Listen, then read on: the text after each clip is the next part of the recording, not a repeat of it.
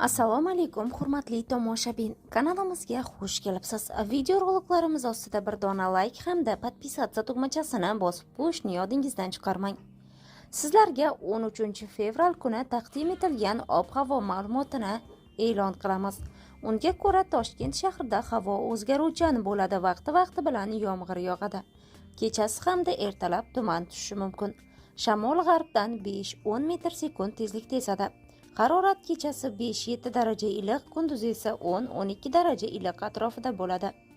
Qoraqalpog'iston Respublikasi Xorazm viloyatida havo o'zgarib turadi. Yog'ingarchilik kutilmaydi.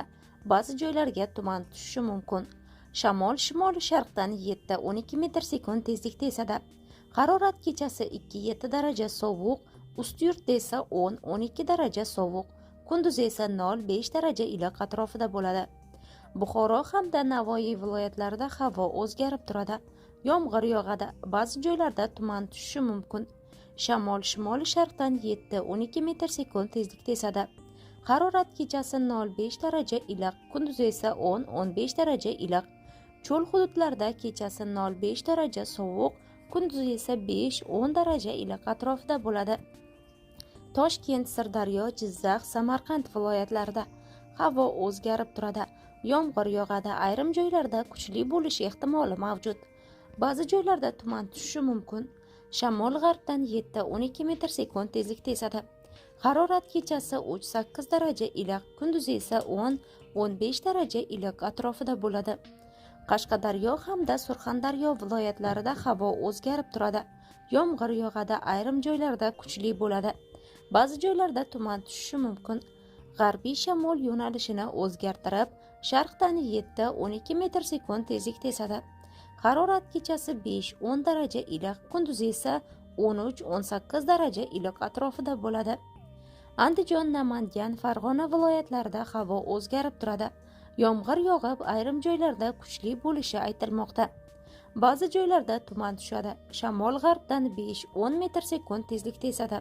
Harorat kechasi 2-7 daraja iliq, kunduzi esa 7-12 daraja iliq atrofida bo'ladi.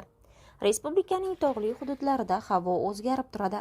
Vaqti bilan yog'ingarchilik, yomg'ir, qor, ba'zi joylarda kuchli bo'lib, qor ko'chishi xavfi e'lon qilingan.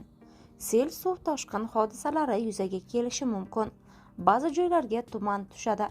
Shamol g'arbdan 7-12 metr sekund tezlikda esadi. Harorat kechasi 0-5 daraja sovuq, kunduzi esa 0-5 daraja iliq atrofida bo'ladi. 12-14 fevral kunlari O'zbekiston bo'yicha vaqti bilan yomg'ir, shimolda qorga aylanadi. Ba'zi joylarda kuchli bo'ladi. Respublikaning tog' oldi va tog'li hududlarida yog'ingarchilik, yomg'ir, qor yog'adi. Vaqti bilan kuchli bo'ladi. 12-16 fevralda respublikaning tog'li hududlarida qor ko'chishi xavfi e'lon qilingan.